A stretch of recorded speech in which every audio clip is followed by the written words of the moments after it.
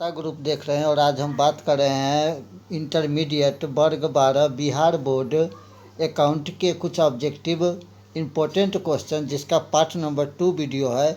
और इससे पहले का जो है कि पार्ट नंबर 1 का वीडियो अपलोड है। अगर अभी तक आपने नहीं देखा है तो जाके उसे देख लीजिए। ये पार्ट 2 वीडियो हमारा है। तो चलिए बगैर देर किए हुए शुरू करते हैं हम आज का पहला नंबर प्रश्न। ये सभी प्रश्न काफ़ी महत्वपूर्ण है, इसलिए वीडियो रोक के इसे एक आप नोटबुक तैयार कर लीजिए, जहाँ पर हम आपको चैप्टर बाय चैप्टर जो है ऑब्जेक्टिव क्वेश्चन बताते रहेंगे पार्ट 2 वीडियो में। तो चलिए स्वागत है आपका इस वीडियो में। तो देखते हैं हमारा पहला नंबर प्रश्न। तो हमारा पहला नंबर प्रश्न यहाँ पर पूछा जा रहा है, काफ़ी महत्वपूर्ण प्रश्न है और ये सीधे प्रश्न ये सब परीक्षा में पूछे जाते हैं। व्यय पर आय की अधिकता को कहा जाता है। ऑप्शन नंबर ए को देखिए अधिशेष, बी कमी, सी लाभ और डी इनमें से कोई भी नहीं। तो सही आंसर को जानते हैं। तो सही आंसर हमारा यहाँ पर ऑप्शन नंबर ए यहाँ पर सही हो जाएगा, अधिशेष। प्रश्न नंबर 2 को जानते हैं। प्रश्न नंबर 2 भी काफ़ी महत्वपूर्ण है। निम्न में से कौन सा पूंजीगत प्राप्ति है? दान, आजीवन सदस्यता शुल्क, चंदा या विनियोग पर ब्याज। तो सही आंसर आपको 2 का ऑप्शन नंबर बी यहाँ पर सही हो जाएगा, आजीवन सदस्यता शुल्क। प्रश्न संख्या 3 जानते हैं। प्रश्न संख्या 3 हमारे लिए है। प्रश्न संख्या 3 आपको कहता है कि एक सामान्य साझेदार में साझेदारी की अधिकतम संख्या है 20, 10, 15 और डी में जो है ऑप्शन नंबर 5। तो सही आंसर आपको ऑप्शन नंबर 20 यहाँ पर सही हो जाएगा। ऑप्शन नंबर 20 सही है।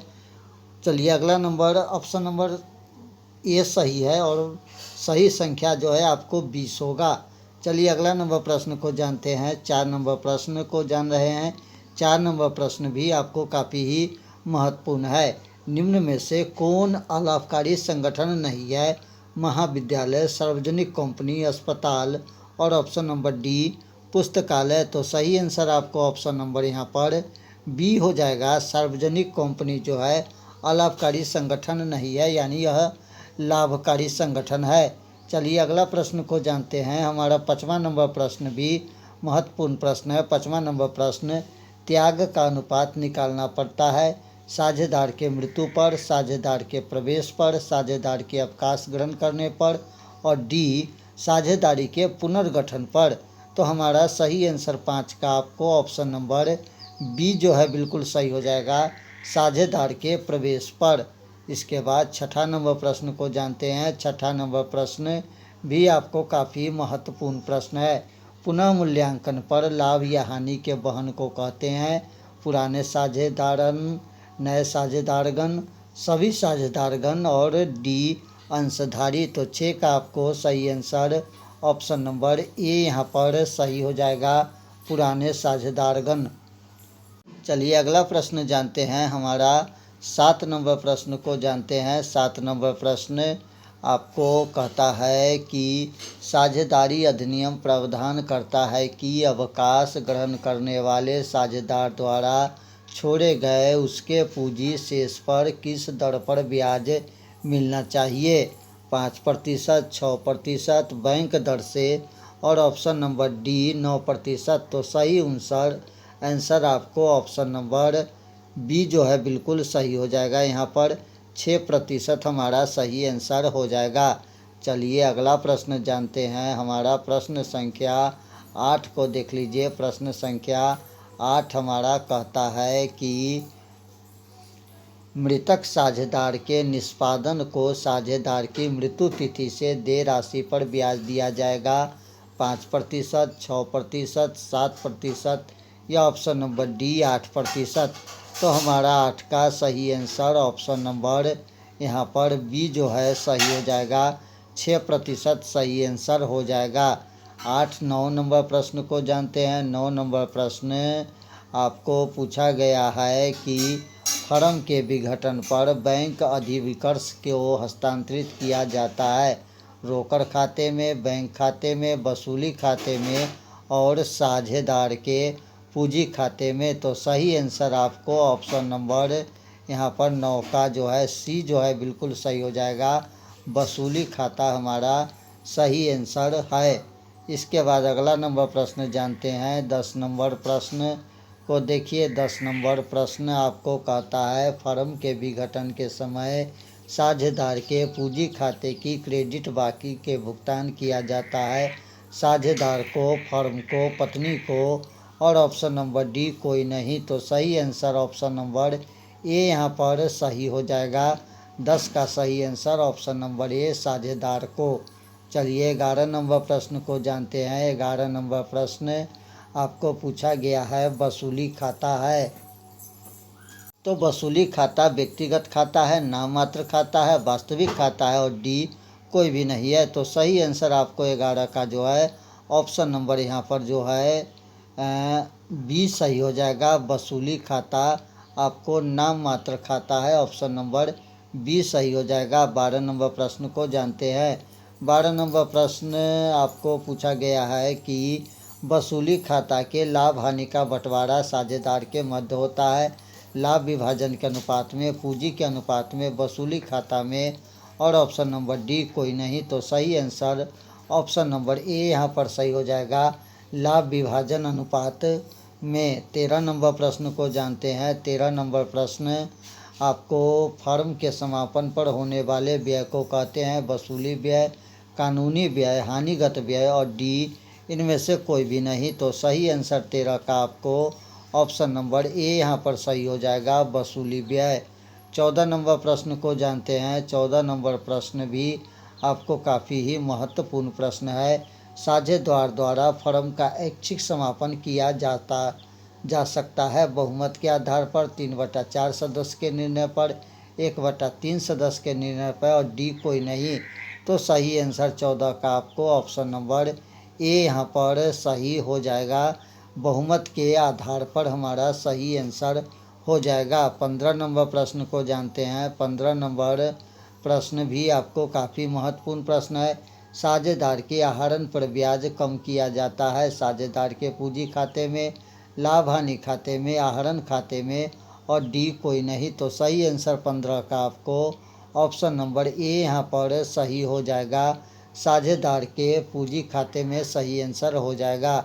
16 नंबर प्रश्न को जानते हैं। 16 नंबर प्रश्न पूछा गया है फर्म के विघटन पर साझेदार के ऋण खाते को हस्तांतरित करेंगे वसूली खाते में, साझेदार के ऋण खाते में, साझेदार के चालू खाते में और डी इनमें से कोई भी नहीं। तो 16 का आपको सही आंसर ऑप्शन नंबर डी ही हो जाएगा, इनमें से कोई भी नहीं, यानी ये तीनों ऑप्शन आपको यहाँ पर गलत हो जाएगा। चलिए 17 नंबर प्रश्न को जानते हैं। 17 नंबर प्रश्न आपको महत्वपूर्ण है। साझेदार के आहरण पर ब्याज व्यय किया जाता है साझेदार के पूंजी खाते में, लाभ हानि खाते में, आहरण खाते में और डी इनमें से कोई भी नहीं। तो सही आंसर आपको ऑप्शन नंबर यहाँ पर ए जो है बिल्कुल सही हो जाएगा, साझेदार के पूंजी खाते में। 18 नंबर प्रश्न को जानते हैं। 18 नंबर प्रश्न भी आपको महत्वपूर्ण प्रश्न है। आर्थिक चिट्ठी में दिखाए गए रोकड़ शेष के समापन के समय दिखाते वसूली खाता में, रोकड़ खाता में, पूंजी खाता में, लाभ हानि विभाजन में। तो आपको सही आंसर ऑप्शन नंबर बी यहाँ पर 18 का जो है ऑप्शन नंबर बी सही हो जाएगा, रोकड़ खाते में। चलिए अगला प्रश्न जानते हैं। हमारा 19 नंबर प्रश्न जानते हैं। 19 नंबर प्रश्न कहता है संयुक्त पूंजी कंपनी वैधानिक कृत्रिम व्यक्ति, प्राकृतिक व्यक्ति, सामान्य व्यक्ति, गैर निवासी भारतीय। तो सही आंसर आपको ऑप्शन नंबर ए यहाँ पर सही हो जाएगा, वैधानिक कृत्रिम व्यक्ति हमारा सही आंसर हो जाएगा।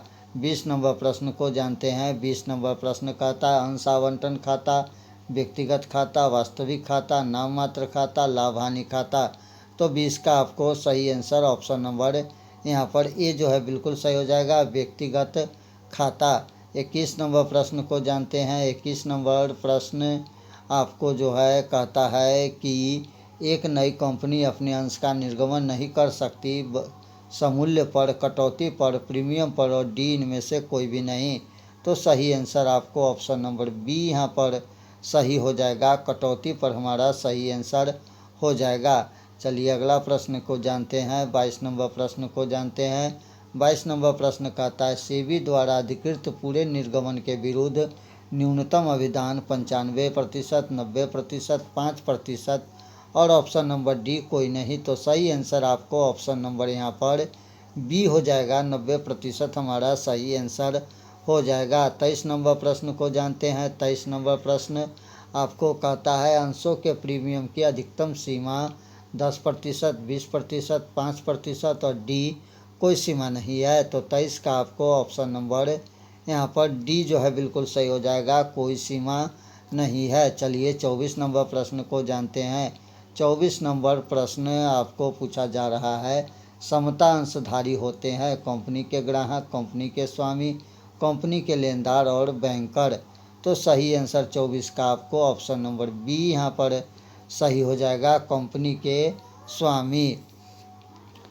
25 नंबर प्रश्न को जानते हैं। 25 नंबर प्रश्न कहता है ऋण पत्रधारी है, कंपनी के स्वामी है, कंपनी के लेनदार है, कंपनी के ग्राहक है और डी बैंकर है। तो 25 का आपको सही answer option number B company के लेनदार है। 26 नंबर प्रश्न को जानते हैं। 26 नंबर प्रश्न भी आपको काफ़ी महत्वपूर्ण प्रश्न है। चालू संपत्ति नहीं है, स्टॉक, देनदार, कार और डी सभी। तो सही आंसर 26 का आपको ऑप्शन नंबर सी सही हो जाएगा, यहाँ पर कार हमारा सही आंसर हो जाएगा। 27 नंबर प्रश्न को जानते हैं। 27 नंबर प्रश्न भी आपको महत्वपूर्ण है। निम्न में से कौन संचालन व्यय नहीं है? विज्ञापन, वेतन, कर की बिक्री पर हानि और वितरण। तो सही आंसर 27 का ऑप्शन नंबर सी यहाँ पर सही हो जाएगा, कर की बिक्री पर हानि। 28 नंबर प्रश्न को जानते हैं। 28 नंबर प्रश्न कहता है चालू दायित्व में सम्मिलित नहीं है आदत व्यय, देय विपत्र, विविध लेनदार और ऋण पत्र। तो 28 का आपको सही आंसर ऑप्शन नंबर डी यहाँ पर सही हो जाएगा, ऋण पत्र हमारा सही आंसर हो जाएगा। 29 नंबर प्रश्न को जानते हैं। 29 नंबर प्रश्न भी आपको काफ़ी महत्वपूर्ण है। रोकड़ प्रवाह विवरण तैयार किया जाता आर्थिक चिट्ठा से, लाभ हानि खाता से, अतिरिक्त सूचना से और डी उपयुक्त सभी से। तो सही आंसर आपको ऑप्शन नंबर डी यहाँ पर सही हो जाएगा, उपयुक्त सभी। 30 नंबर प्रश्न को जानते हैं। 30 नंबर प्रश्न भी आपको काफ़ी महत्वपूर्ण है। नगद बिक्री है, परिचालन क्रिया है, विनियोजन क्रिया है, वित्तीय क्रिया है और डी कोई नहीं। तो सही आंसर 30 का आपको ऑप्शन नंबर ए यहाँ पर सही हो जाएगा, परिचालन क्रिया है। 31 नंबर प्रश्न को जानते हैं। 31 नंबर प्रश्न भी आपको महत्वपूर्ण प्रश्न है। निम्न में से कौन सा रोकड़ वहीवार नहीं है? देनदार में वृद्धि, स्टॉक में वृद्धि, लेनदार में वृद्धि, पूर्वदत्त व्ययों में वृद्धि। तो सही आंसर 31 का ऑप्शन नंबर सी यहाँ पर सही हो जाएगा, लेनदारों में वृद्धि। 32 नंबर प्रश्न को जानते हैं। 32 नंबर प्रश्न आपको कहता है रोकड़ समतुल्य में सम्मिलित है ट्रेजरी विपत्र, प्राप्त विपत्र, अल्पकालीन बैंक जमा और डी उपयुक्त सभी। तो 32 का सही आंसर ऑप्शन नंबर डी यहाँ पर सही हो जाएगा, उपयुक्त सभी। 33 नंबर प्रश्न को जानते हैं। 33 नंबर प्रश्न आपको कहता है कि रोकड़ प्रवाह विवरण संबंधित है लेखांकन मानक 3, लेखांकन मानक 6, लेखांकन मानक 9 और लेखांकन मानक 12 से। तो सही आंसर आपको ऑप्शन नंबर ए यहाँ पर सही हो जाएगा, लेखांकन मानक 3 से। 34 नंबर प्रश्न को जानते हैं। 34 नंबर प्रश्न कहता है एक गैर व्यापारिक संस्था के लिए मानदेय का भुगतान है पूंजीगत व्यय, आयगत व्यय, आय और डी इनमें से कोई नहीं। तो सही आंसर आपको ऑप्शन नंबर बी यहाँ पर सही हो जाएगा, आयगत व्यय। 35 नंबर प्रश्न को जानते हैं। 35 नंबर प्रश्न भी आपको महत्वपूर्ण प्रश्न है। एक क्लब द्वारा प्राप्त आजीवन सदस्यता शुल्क दिखाया जाता आय व्यय खाते में, आर्थिक चिट्ठा में, प्राप्ति एवं भुगतान में और डी इनमें से कोई भी नहीं। तो 35 का आपको सही आंसर ऑप्शन नंबर बी यहाँ पर सही हो जाएगा, आर्थिक चिट्ठा में। चलिए अगला प्रश्न जानते हैं। हमारा 36 नंबर प्रश्न को देखते हैं। 36 नंबर प्रश्न फर्म के लिए साझेदार के आहरण पर व्यय है, आय है, हानि है और इनमें से कोई भी नहीं है। तो 36 का आपको सही आंसर ऑप्शन नंबर बी यहाँ पर सही हो जाएगा, आय है। 37 नंबर प्रश्न को जानते हैं। 37 नंबर प्रश्न देख लीजिए। 37 नंबर प्रश्न आपको कहता है कि उतरती चढ़ती विधि में साझेदार की पूंजी पर ब्याज नाम लिखा जाता है। साझेदार के पूंजी खाते में, लाभ हानि खाते में, ब्याज खाते में और डी इनमें से कोई भी नहीं। तो 37 का आपको सही आंसर ऑप्शन नंबर यहाँ पर ए सही हो जाएगा, साझेदार के पूंजी खाते में। 38 नंबर प्रश्न को जानते हैं। 38 नंबर प्रश्न, पुनः मूल्यांकन खाते का शेष पुराना साझेदार के पूंजी खाते में हस्तांतरित किया जाता है। पुराने लाभ हानि अनुपात में, नए लाभ हानि अनुपात में, समान अनुपात में और डी इनमें से कोई भी नहीं। तो सही आंसर आपको ऑप्शन नंबर ए यहाँ पर सही हो जाएगा, पुराने लाभ हानि अनुपात में। चलिए अगला प्रश्न जानते हैं। हमारा 39 नंबर प्रश्न को देखते हैं। जब नया साझेदार खाते की रकम के लिए नकद देता है तो फर्म की बहियों में उस रकम को डेबिट करना चाहिए, ख्वाती खाता में, रोकड़ खाता में और ऑप्शन नंबर सी नए साझेदार पूंजी खाता और इनमें से कोई नहीं। तो ऑप्शन नंबर यहाँ पर बी जो है बिल्कुल सही हो जाएगा, रोकड़ खाते में। 40 नंबर प्रश्न को जानते हैं। 40 नंबर प्रश्न आपको महत्वपूर्ण प्रश्न है। रोहित और रोहित 3.2 के अनुपात में लाभ बांटते हैं। रोहिणी के साझेदार के रूप में अंश दिया गया था जो 1/5 भाग पाता। यदि रोहिणी 3/20 रोहित से ले ले और रोहन को 1/20 ले ले तो नया लाभ विभाजन होगा। तो हमारा सही आंसर यहाँ पर ऑप्शन नंबर सी हो जाएगा, 6:10:4 के। चलिए अगला प्रश्न को जानते हैं। 41 नंबर प्रश्न को जानते हैं। 41 नंबर प्रश्न, अस्थायी संपत्ति के मूल्य में कमी कहलाती है, हास, हानि, लाभ और व्यय। तो सही आंसर 41 का ऑप्शन नंबर ए जो है यहाँ पर सही हो जाएगा, हास। 42 नंबर प्रश्न को जानते हैं। 42 नंबर प्रश्न आपको पूछा जा रहा है, एक नए साझेदार के प्रवेश पर संपत्ति के मूल्य में कमी को डेबिट किया जाता। लाभ हानि समायोजन खाता, संपत्ति खाता, पुराने साझेदार के पूंजी खाता और डी इनमें से कोई भी नहीं। तो 42 का आपको सही आंसर ऑप्शन नंबर यहाँ पर ए जो है बिल्कुल सही हो जाएगा, लाभ हानि समायोजन खाते में। 43 नंबर प्रश्न को जानते हैं। 43 नंबर प्रश्न आपको महत्वपूर्ण प्रश्न है। एक साझेदार के मृत्यु की दशा में संचित लाभ और हानि साझेदार द्वारा बांटी जाती है। पुराने लाभ हानि विभाजन, नए लाभ हानि विभाजन, पूंजी अनुपात और डी इनमें से कोई भी नहीं। तो सही आंसर आपको ऑप्शन नंबर बी यहाँ पर सही हो जाएगा, नए लाभ हानि विभाजन अनुपात में। चलिए अगला प्रश्न जानते हैं। हमारा 44 नंबर प्रश्न को देख लेते हैं। फर्म के विघटन पर बैंक अधिकांश हस्तांतरित करेगा, बैंक खाते में, वसूली खाते में, साझेदार के पूंजी खाते में और डी इनमें से कोई भी नहीं। तो सही आंसर ऑप्शन नंबर यहाँ पर बी जो है बिल्कुल सही हो जाएगा, वसूली खाते में। 45 नंबर प्रश्न को जानते हैं। 45 नंबर प्रश्न आपको कहता है, कंपनी अधिनियम के प्रावधान के अंतर्गत एक कंपनी निर्गत कर सकती है केवल समतांश, समतांश और पूर्वाधिकार अंश, केवल पूर्वाधिकार अंश और डी में इनमें से कोई नहीं। तो सही आंसर आपको ऑप्शन नंबर बी समतांश तथा पूर्वाधिकार अंश। 46 नंबर प्रश्न को जानते हैं। 46 नंबर प्रश्न, अंशों पूंजी के वास्तविक राशि, अधिकृत पूंजी, नियमित पूंजी, अभिदत्त पूंजी और डी में है चुकता पूंजी। तो सही आंसर आपको ऑप्शन नंबर डी यहाँ पर चुकता पूंजी सही आंसर हो जाएगा। चलिए अगला प्रश्न को जानते हैं। हमारा तो ये था जो है कि आपको 46 प्रश्न जो है पार्ट 2 वीडियो का 46 प्रश्न है जो आपके परीक्षा के लिए काफ़ी ही महत्वपूर्ण था और यहाँ पर सभी प्रश्न का कोशिश किया गया है कि बिल्कुल सही और सटीक आंसर यहाँ पर दिया जाए। अगर फिर भी लगता है कि किसी प्रश्न का उत्तर हमने गलत बताया है तो आपका सुझाव बिल्कुल आमंत्रित है, आप हमें कमेंट करके बता सकते हैं। इस पर हमारे टीम का जो पैनल जो है हमारे टीम का, वो इस पर विचार करेगा और कोशिश किया जाएगा कि जो आपका जो डाउट है वो कितना सही है और कितना गलत है। अगर आपका डाउट सही है तो सही आंसर क्या होगा, इसको जो है हम अगले वीडियो में बताएंगे। तब तक दीजिए इजाज़त। नमस्कार, जय हिंद।